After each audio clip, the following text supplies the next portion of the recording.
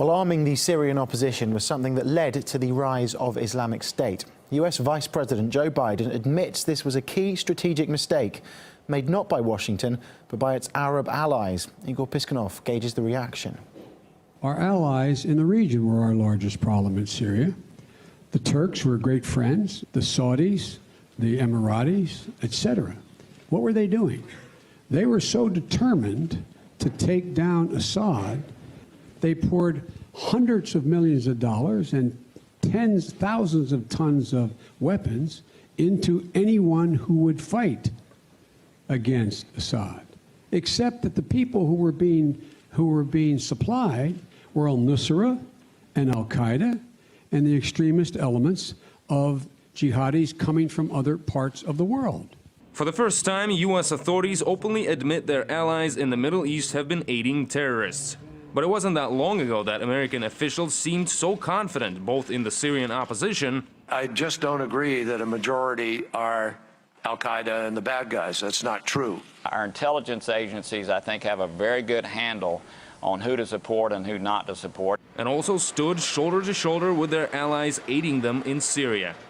We are working hand and glove with the Turks, with the Jordanians, with the Saudis, and with all the people in the region, attempting to identify the people who deserve the help.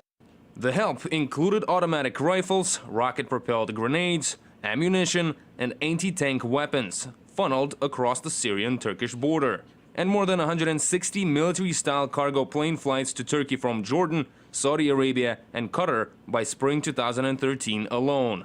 Not to mention the official coordination of the whole process by Washington, including alleged CIA rebel training camps.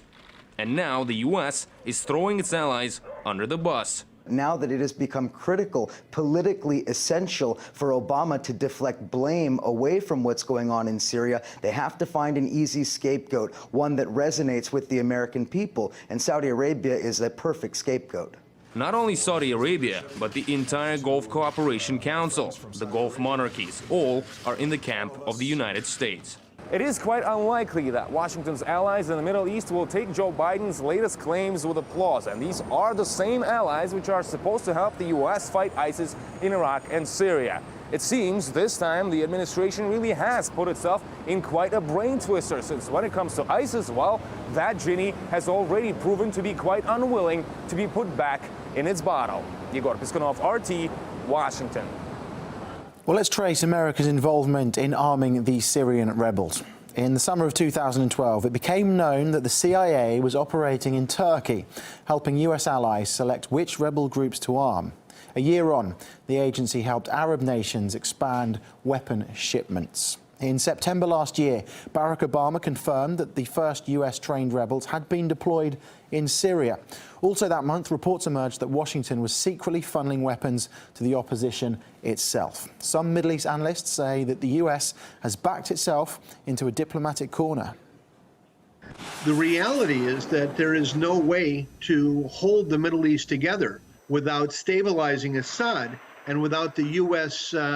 coming to some agreement with Iran. Assad and Iran are in a very strong position right now, because if Iraq is to fail, that's going to be a very black mark against the United States for a very long time. The US and NATO in general are very embarrassed by the fact that it is no longer tenable that there is something like a democratic revolution in Syria, and they're trying to distance themselves from that through these statements. But of course, there's also another factor here that we shouldn't ignore, which is that they're deft dialecticians. In other words, that the chessboard is changing. They're playing around with terminology and trying to assure people that they know what they're doing.